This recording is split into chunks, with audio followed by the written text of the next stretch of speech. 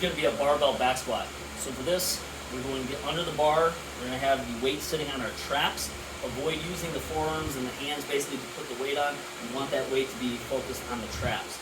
All right, you don't want that weight to roll back, put unneeded tension and stress on the wrist joint. Once we get it on our traps, you want to set up so your feet are about shoulder width apart.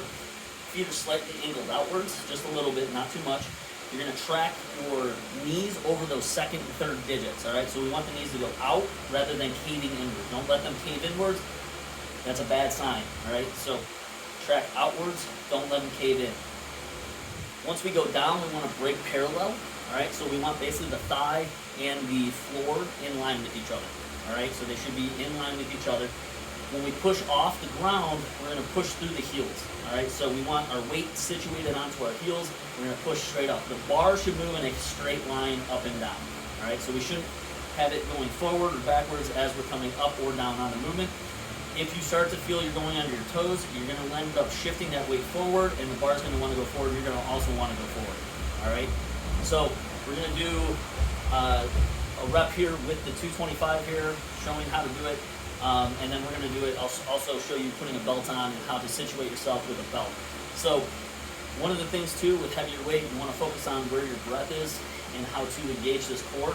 So as soon as you're about to drop into that squat, take a nice deep breath in and you want to force it out. You want to tense up your whole entire abdominal cavity, almost like somebody's about to punch you in the stomach, and you want to basically withstand that punch, all right?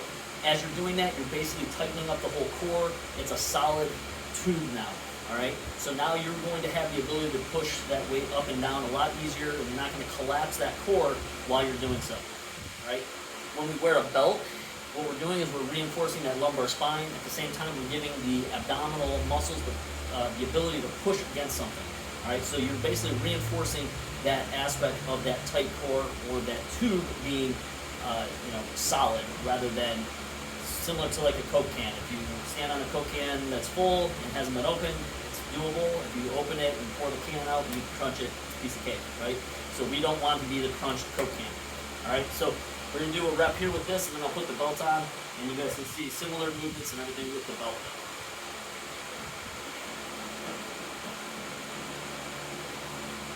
Slide back enough so you can see me. All right, so from here we got shoulder width apart, feet. We got our toes slightly pointed outwards. We have the weight sitting on our traps. We're going to go down into the down position here, break parallel, and then we're going to push off our heels coming back up. Before we do that though, I'm going to take a nice deep breath in to keep that core nice and tight. It's nice and tight. Ready?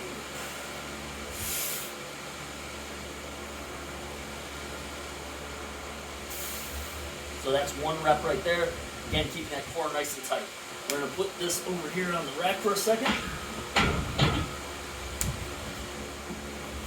We put the belt on. Again, you want the belt sitting high up. You don't want it down near the waist like you're going out for the night. Take a nice deep breath in. It's nice and tight. You can push your body up against it. You can feel I'm trying to push against it here, all right? Same concepts.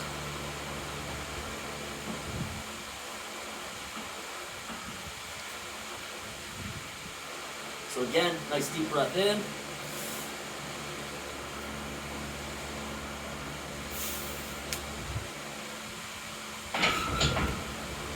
You breathe out on the up movement. All right, and that's going to be a barbell back squat.